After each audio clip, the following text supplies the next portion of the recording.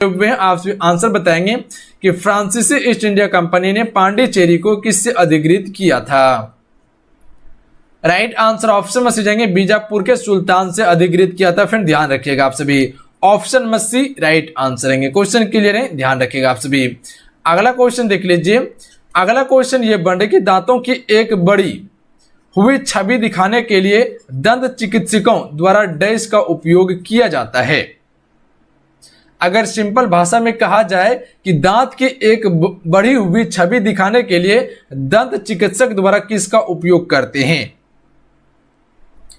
तो देखिए इसमें जो उपयोग किया जाता है फ्रेंड वो अवतल दर्पण का उपयोग किया जाता है। याद रखिएगा आप सभी, किस दर्पण का उपयोग करते हैं, अवतल दर्पण का उपयोग करते हैं। ए राइट आंसर हो जाएंगे।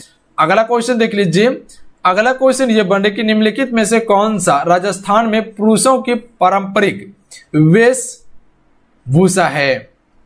चलिए बताएंगे इनमें से कौन सा जो है फ्रेंड वो राजस्थान में पुरुषों की पारंपरिक वेशभूषा है।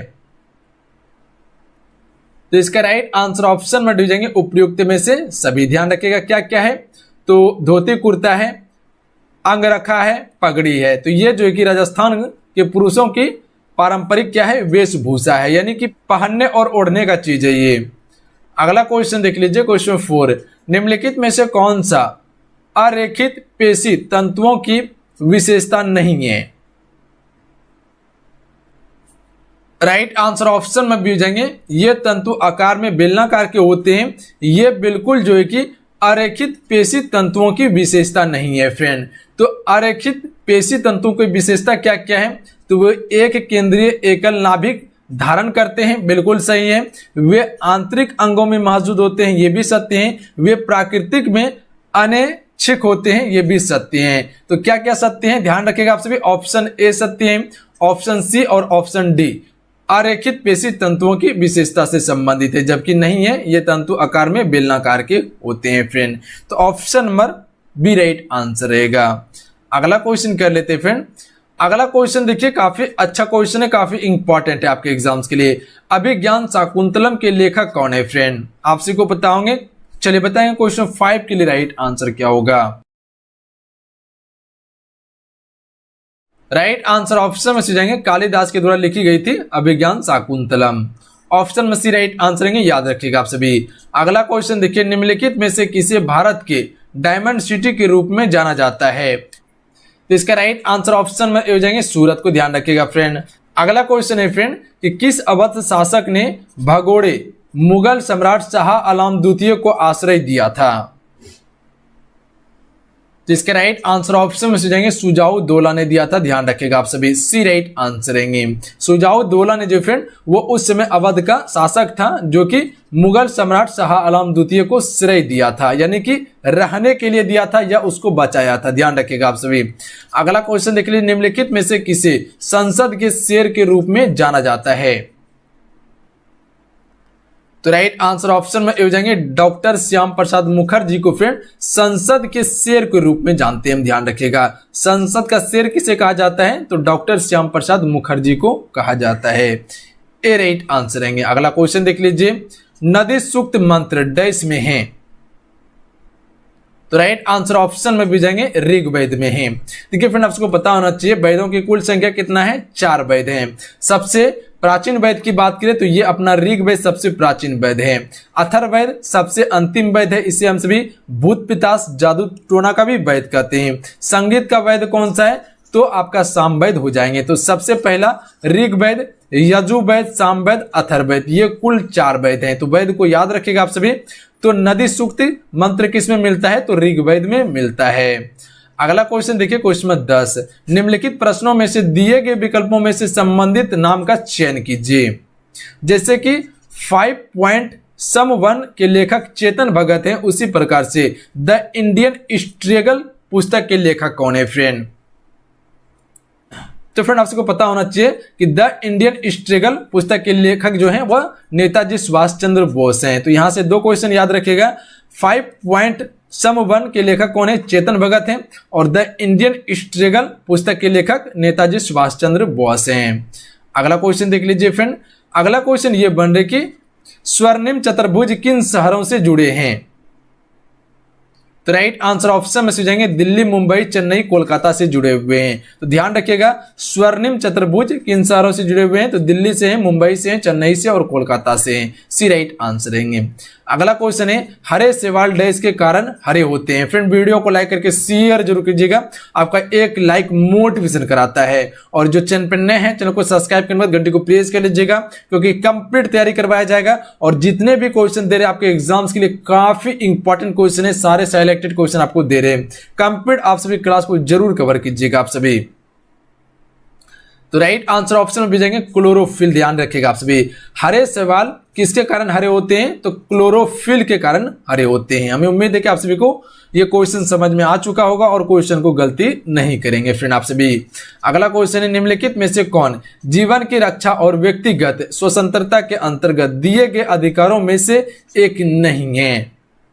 क्वेश्चन को समझ लीजिएगा, उसके बाद आंसर करने का आप सभी कोशिश कीजिएगा।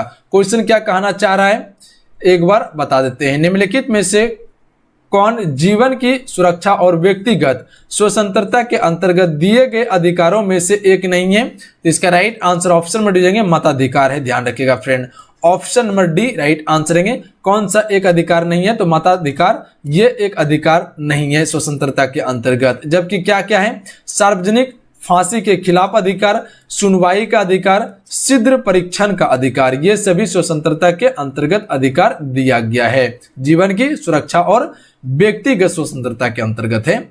अगला क्वेश्चन देख लीजिए फ्रेंड। अगला क्वेश्चन ये बन रहा है अपना कि 2010 में केसर मिशन किस स्थान पर शुरू किया गया था? तो राइट आंसर ऑप्शन में जाएंगे जम्मू और कश्मीर में शुरू किया गया था फ्रेंड। अगला क्वेश्चन देख लीजिए। देखिए जम्मू कश्मीर जो है फ्रेंड वो क्या है? अभी केंद्र शासित प्रदेश है। अगला क्वेश्चन देख लीजिए। अगला क्वेश्चन ये है कि निम्नलिखित में से कौन सा अम्ल नेटल बिच्छू के डंक में पाया जाता है? तो बिच्छू के डंक में जो अम्ल पाया जाता है वो कौन सा अम्ल पाया जाता है? मेथोनोइक अम्ल पाया जाता है। तो याद रखिएगा आप सभी, ऑप्शन में ए राइट आंसर है, मेथोनोइक अम्ल पाया जाता है। अगला क्वेश्चन है महात्मा गांधी ने नमक सत्याग्रह कहां से शुरू किया था? तो फिर आप सबको पता होंगे कि 1930 में महात्मा गांधी जी के द्वारा नमक सत्याग्रह शुरू किया गया था। कहां से? साबरमती आश्रम से शुरू किया गया था। और कहां गया था? दांडी गया था। ध्यान रखिएगा आप सभी, वहां पर जाके क्या किया था? नमक कानून तोड़ा था। तो यानी इसका option number B right answer है, साबरमती आश्रम से शुरू किया था। अगला क्वेश्चन देख लीजिए। पहली बार डाक टिकट निम्नलिखित में से किसके शासनकाल में जारी किया गया था? तो राइट आंसर ऑप्शन में जाएंगे लॉर्ड डलहौजी के शासनकाल में डाक टिकट जारी किया गया था। इसी के शासनकाल में 1853 में ही ना, 1853 में पहली बार रेल लाइन बिछवाई गई थी मुंबई से थाने के बीच में। तो ध्यान रखिएगा। अगला क्वेश्चन देख लीजिए। वह प्रोग्रामिंग कोड जिसे किसी दूसरे प्रोग्राम में भेजने पर क्षति होती है उसे डैश कहते हैं? तो इसे हम सभी वायरस कहते हैं। ध्यान रखिएगा, वह प्रोग्रामिंग कोड जिससे दूसरे प्रोग्राम में भेजने पर क्षति जो होता है उसे हम सभी वायरस कहते हैं। अगला क्वेश्चन है -40 डिग्री फ़ारेनहाइट सेल्सियस स्केल पर कितने डिग्री के बराबर होता है?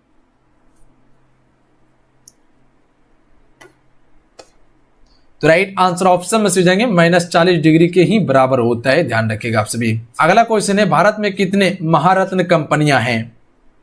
राइट आंसर ऑप्शन में से जाएंगे कुल 11 महारत्न कंपनियां हैं। याद रखिएगा आप सभी। अगला क्वेश्चन है फ्रेंड उन धाराओं को हम क्या कहते हैं जो निचले अक्षांशों से उच्च अक्षांशों तक बहती है? तो इसे हम सभी गर्म धारा कहते हैं। तो याद रखिएगा उन धाराओं को हम क्या कहते हैं जो निचले अक्षांशों से उच्च अक्षांशों तक बहती है, तो उससे हम सभी गर्म धारा कहते हैं। अगला क्वेश्चन देख लीजिए। निम्नलिखित सोडियम यौगिक में किसका उपयोग कठोर जल को नरम करने के लिए किया जाता है? तो देखिए कठोर जल को नरम करने के लिए जो हम सभी उपयोग करते हैं वो किसका उपयोग करते हैं? Na2CO3 का उपयोग करते हैं। तो इसको इस प्रकार से लिख सकते हैं Na2CO3 हम सभी लिख सकते हैं इस प्रकार से। तो याद रखिएगा आप सभी। तो सोडियम यौगिक में किसका उपयोग कठोर जल को नरम करने के लिए किया जाता है? तो Na2CO3 का करते हैं। अगला क्वेश्चन देख लीजिए। अगला क्वेश्चन ये है कि तापमान में परिवर्तन के बिना एक पदार्थ से दूसरे अवस्था में परिवर्तन के लिए आवश्यक ऊष्मा की मात्रा को क्या कहा जाता है? तो राइट आंसर ऑप्शन में डी हो जाएंगे, इसे हम सभी गुप्त ऊष्मा कहते हैं। फिर ध्यान रखिएगा आप सभी, क्वेश्चन क्लियर है, याद रखिएगा आप सभी। तापमान में परिवर्तन के बिना एक पदार्थ से दूसरे अवस्था में परिवर्तन के लिए आवश्यक ऊष्मा की मात्रा को हम सभी गुप्त ऊष्मा कहते हैं। अगला क्वेश्चन है, कादम्बरी डैश द्वारा लिखी गई। चलिए बताएंगे, कादम्बरी जो लिखी गई है फ्रेंड, ये किसके द्वारा लिखी गई है? बाणभट्ट के द्वारा लिखी गई है। तो याद रखिएगा आप सभी, कादम्बरी के लेखक कौन है? बाणभट्ट हैं। कौटिल्य के द्वारा अर्थशास्त्र लिखी गई है, ध्यान रखिएगा आप सभी। अगला क्वेश्चन है, एल्यूमिनियम डैश से निर्मित होता है? तो राइट आंसर ऑप्शन में भी जाएंगे, बॉक्साइट एक्स से निर्मित होता है एल्यूमिनियम, ऑप्शन में भी राइट आंसर रहेंगे। अगला क्वेश्चन है, निम्नलिखित में से कौन सा पादप पोषण के स्वपोषित और परपोषित दोनों तरीकों का अनुसरण करता है?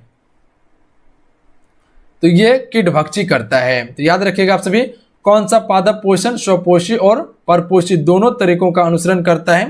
तो ये कीटभक्षी करता है, ए राइट आंसर रहेंगे। अगला क्वेश्चन है, सरकारिया आयोग की स्थापना वर्ष डैश में की गई थी? तो यह स्थापना की गई थी 1983 में। तो याद रखिएगा आप सभी, सरकारिया आयोग की स्थापना कब की गई थी? 1983 ईस्वी में की गई थी फ्रेंड, ऑप्शन में बी राइट आंसर रहेंगे। अगला क्वेश्चन है, हावड़ा और कालका मेल एक्सप्रेस का नाम किसके नाम पर रखा गया है? तो इसका राइट आंसर ऑप्शन में भी जाएंगे, सुभाष चंद्र बोस के नाम पर रखा गया है हावड़ा और कालका मेल एक्सप्रेस का नाम। अगला क्वेश्चन है, मझगवा हीरे की खदानें किस राज्य में स्थित हैं? तो ये जो स्थित है मध्य प्रदेश राज्य में है। अगला क्वेश्चन है, प्रकाश संश्लेषण के लिए निम्नलिखित में से कौन सी स्थितियां आवश्यक हैं? तो प्रकाश संश्लेषण के लिए आवश्यक जो है उपयुक्त में से सभी हैं, यानी कि धूप होना चाहिए, कार्बन डाइऑक्साइड प्लस में जल, ये सभी जो है फ्रेंड वो प्रकाश संश्लेषण के लिए क्या है? आवश्यक है। अगला क्वेश्चन कर लेते हैं, पृथ्वी की परत के प्रत्येक टुकड़े को डैश कहा जाता है? तो इसे हम सभी प्लेट कहते हैं। तो याद रखिएगा आप सभी, पृथ्वी की परत के प्रत्येक टुकड़े को क्या कहा जाता है? प्लेट कहा जाता है, बी राइट आंसर रहेंगे। अगला क्वेश्चन है फ्रेंड, कुंडलकुलम परमाणु ऊर्जा संयंत्र के निर्माण में कौन सा विदेशी देश सहयोग करता है? तो कुंडलकुलम परमाणु ऊर्जा संयंत्र के निर्माण में कौन सा विदेशी देश सहयोग करता है? तो इसका राइट आंसर ऑप्शन में से जाएंगे, रूस देश सहयोग करता है। तो क्लियर है, याद रखिएगा आप सभी, कुंडलकुलम परमाणु ऊर्जा संयंत्र के निर्माण में कौन सा विदेशी देश सहयोग करता है? तो रूस करता है, सोवियत संघ रूस करता है, याद रखिएगा आप सभी।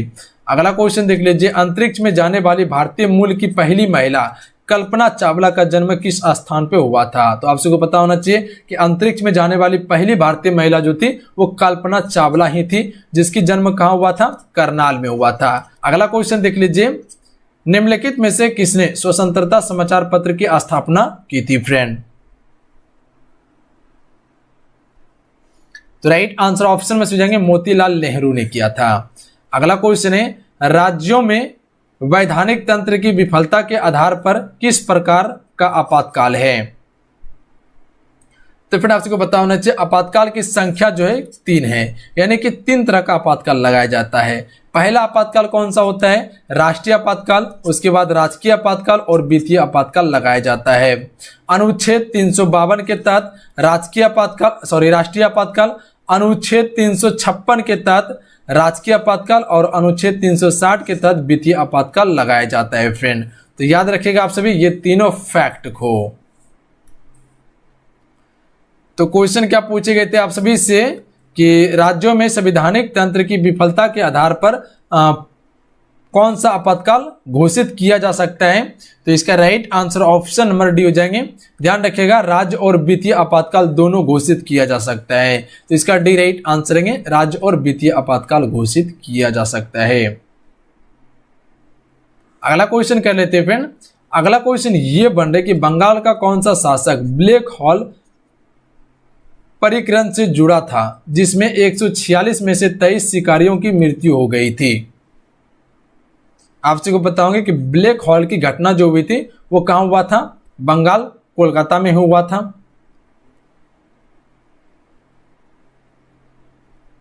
तो राइट आंसर ऑप्शन में हो जाएंगे सिराजुद्दौला। ध्यान रखिएगा आप सभी। तो बंगाल का कौन सा शासक था? सिराजुद्दौला था। अगला क्वेश्चन देख लीजिए।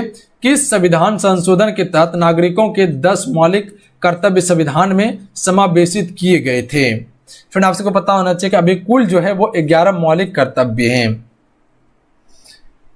तो यहां 10 मौलिक कर्तव्य के बारे में कहा गया है। तो इसका राइट आंसर ऑप्शन में से जाएंगे 42वें संविधान संशोधन के द्वारा समावेशित किया गया था 10 मौलिक कर्तव्य को। अगला क्वेश्चन है भारत का पहला केंद्रीय एसी रेलवे टर्मिनल जल्द ही किस शहर में संचालित होने जा रहा है? तो इसका राइट आंसर ऑप्शन में भेजेंगे बंगलुरु में होने जा रहा है। फ्रेंड ध्यान रखिएगा आप सभी, बी राइट आंसर रहेंगे।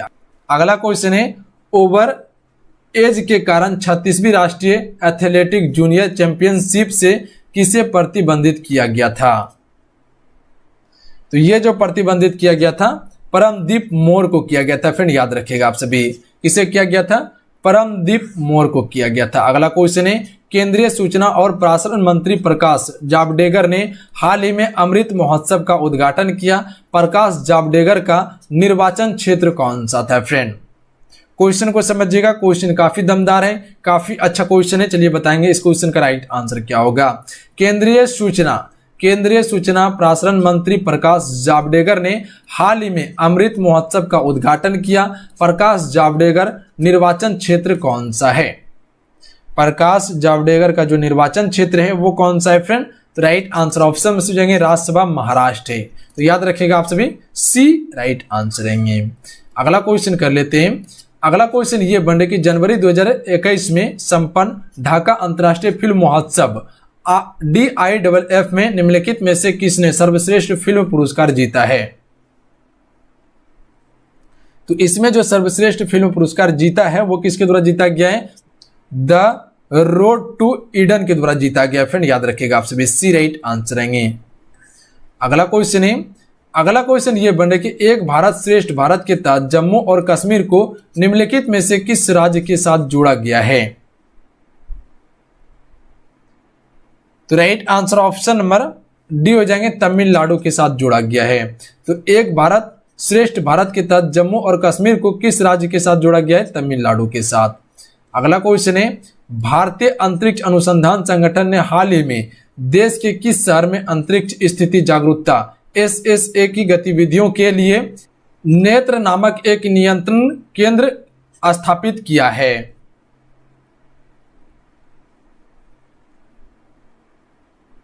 तो राइट आंसर ऑप्शन में भेजेंगे बंगलुरु में। क्या है ध्यान रखिएगा आप सभी, भारतीय अंतरिक्ष अनुसंधान संगठन ने हाल ही में किस देश के शहर में अंतरिक्ष स्थिति जागरूकता SS गतिविधियों के लिए नेत्र नामक एक नियंत्रण केंद्र स्थापित किया है? तो बंगलुरु में किया है। ध्यान रखिएगा बंगलुरु में। Option number B right answer रहेंगे। अगला क्वेश्चन देख लीजिए फ्रेंड। अगला क्वेश्चन ये बन रहा है कि अक्टूबर 2021 में मिस्र ने निम्नलिखित में से किस देश के साथ एक संयुक्त सैन्य अभ्यास गार्डियन ऑफ द साउथ 1 का आयोजन किया है? तो गार्डियन ऑफ द साउथ 1 का आयोजन जो किया है ये किस देश के साथ किया है? तो इसका right answer option number C हो जाएंगे, सूडान के साथ किया है। ध्यान रखिएगा आप सभी, option number C right answer है सूडान। अगला क्वेश्चन देखिए, इंसुलेट ब्रिटेन हाल ही में समाचारों में निम्नलिखित में से किस विकल्प से संबंधित हैं? तो इसका right answer option number B हो जाएंगे, पर्यावरण अभियान समुच से संबंधित है ये। अगला क्वेश्चन है, देश के भू विरासत स्थलों में पूर्वोत्तर के कितने स्थानों को शामिल किया गया है? तो देखिए इसमें कुल जो शामिल किया गया है 12 स्थानों को शामिल किया गया है। भू विरासत स्थलों में पूर्वोत्तर राज्य की बात कर रहा है। अगला क्वेश्चन देख लीजिए फ्रेंड। अगला क्वेश्चन ये है कि किस देश ने ब्रिटेन और संयुक्त राज्य अमेरिका के साथ एक नया रक्षा गठबंधन किया है? तो ये किया गया ऑस्ट्रेलिया देश के साथ, ध्यान रखिएगा। ऑस्ट्रेलिया देश के साथ जो है कि ब्रिटेन और संयुक्त राज्य अमेरिका ने जो है कि एक रक्षा गठबंधन किया है। अगला क्वेश्चन है जुलाई 2021 में गुजरात में निम्नलिखित में से किस हड़प्पा युग के स्थलों को यूनेस्को की विश्व विरासत सूची में अंकित किया गया है? तो यह किया गया धौलावीरा को, ध्यान रखिएगा। विश्व विरासत स्थलों की सूची में जो शामिल किया गया हड़प्पा सभ्यता का, वो धौलावीरा को किया गया है। अगला क्वेश्चन है यातायात को नियंत्रित करने के लिए रोबोट का उपयोग करने वाला भारत का पहला शहर का नाम बताएं। तो यातायात के लिए रोबोट का उपयोग करने वाला भारत का पहला जो शहर था वह इंदौर था। अगला क्वेश्चन है किस भारतीय अभिनेत्री को यूनिसेफ मानवतावादी पुरस्कार से सम्मानित किया गया था? तो यह किया गया था प्रियंका चोपड़ा को, ध्यान रखिएगा। मानवतावादी पुरस्कार से सम्मानित प्रियंका चोपड़ा को किया गया था। तो